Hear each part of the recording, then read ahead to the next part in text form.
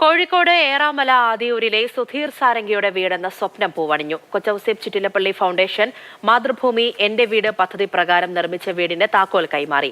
എന്റെ വീട് പദ്ധതിയിൽ നിർമ്മാണം പൂർത്തിയാക്കിയ 584ാമത്തെ വീടിന്റെ താക്കോലാണ് കൈമാറിയത്.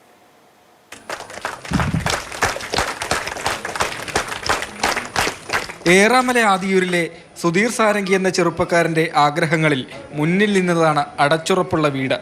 എന്നാൽ തുടർച്ചയായി ചികിത്സ ആവശ്യമായി വന്നതോടെ സുധീറിന്റെ ജീവിതം താളം തെറ്റി. ആ കുടുംബത്തിന്റെ സ്വപ്നമാണ് കൊച്ചൌസേപ്പ് ചിറ്റിലപ്പള്ളി ഫൗണ്ടേഷൻ മാതൃഭൂമി എൻ്റെ വീട് പദ്ധതിയിൽ ഉൾപ്പെടുത്തി സാക്ഷാത്കരിച്ചത്. മാതൃഭൂമി ചിറ്റിലപ്പള്ളി എൻ്റെ വീട് പദ്ധതിയിൽ 4 ലക്ഷം രൂപയും പിന്നീട് ഏകദേശം ഒരു 11-12 ലക്ഷം രൂപ ഇവിടുത്തെ ആൾക്കാർ പിരിച്ചിട്ടാണ് വീടിൻ്റെ പണി പൂർത്തിയാക്കിയത്. ഈ വീടിൻ്റെ മനോഹരതയെക്കാളും എനിക്ക് മനോഹരമായി തോന്നിയ നാട്ടുകാരുടെ മനസ്സാണ്. ഒരു പ്രശ്നം വരുമ്പോൾ ബാക്കി എല്ലാ കാര്യങ്ങളും മാറ്റിവെച്ചുകൊണ്ട് അതിനുവേണ്ടി മുന്നിട്ടിറങ്ങുന്ന ഒരു നല്ല മനസ്സ് മലയാളികൾക്കുണ്ട്.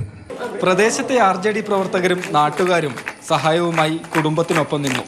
ഞങ്ങളുടെ പ്രിയപ്പെട്ട സഹപ്രവർത്തനായിട്ടുള്ള സുധീർ സാരംഗിയുടെ ഏറ്റവും വലിയ ഒരു സ്വപ്നമായിരുന്നു സ്വന്തം മകനും അമ്മയ്ക്കും ഭാര്യയ്ക്കും കിടന്നുറങ്ങാനുള്ള ഒരു നല്ലൊരു വീട്. ആ പദ്ധതി ഞങ്ങൾ ആരംഭിക്കുമ്പോൾ ഞങ്ങളുടെ കയ്യിൽ ശൂന്യതയായിരുന്നു. അങ്ങനെയാണ് മാതൃഭൂമി ചിറ്റിലപ്പള്ളി ഫൗണ്ടേഷനും ഞങ്ങളെ ചേർത്ത് പിടിച്ചത്. എൻ്റെ വീട് പദ്ധതി പ്രകാരം സംസ്ഥാനത്ത് നിർമ്മാണം പൂർത്തിയാക്കിയ 584ാമത്തെ വീടിൻ്റെ താക്കോലാണ് കൈമാറിയത്.